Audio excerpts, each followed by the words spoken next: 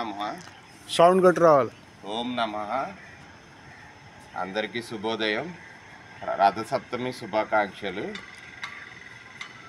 ఈరోజు రథసప్తమి సందర్భంగా సూర్య నమస్కారం చేయడం ఉత్తమం.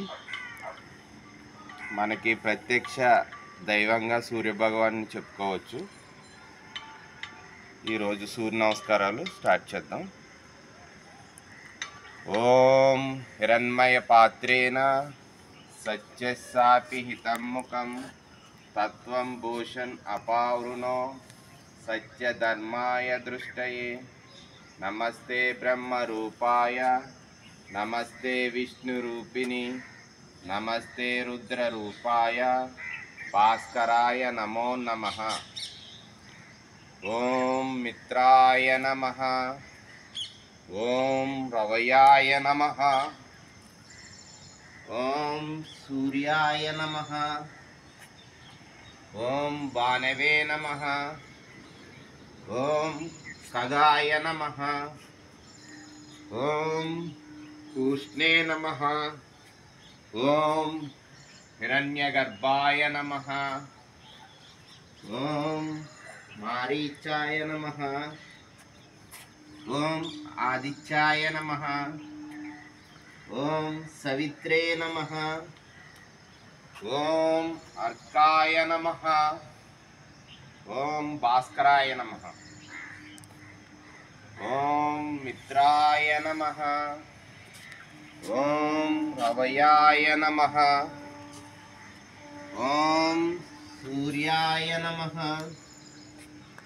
ఓం భానవే నమః. ఓం ఖగాయ నమః. ఓం పూష్ణే నమః. ఓం హిరణ్యగర్భాయ నమః. ఓం మారీచాయ నమః. ఓం ఆదిత్యాయ నమః. ఓం సవిత్రే నమః. ఓం అర్కాయ నమః. ఓం భాస్కరాయ నమః. ఓం మిత్రాయ నమః. ఓం రవయాయ నమః. ఓం సూర్యాయ నమః. ఓం భానవే నమః. ఓం ఖగాయ నమః. ఓం పూష్ణే నమః. ఓం హిరణ్యగర్భాయ నమః. ఓం మారీచాయ నమః. ఓం ఆదిత్యాయ నమః. ఓం సవిత్రే నమః. ఓం అర్కాయ నమః.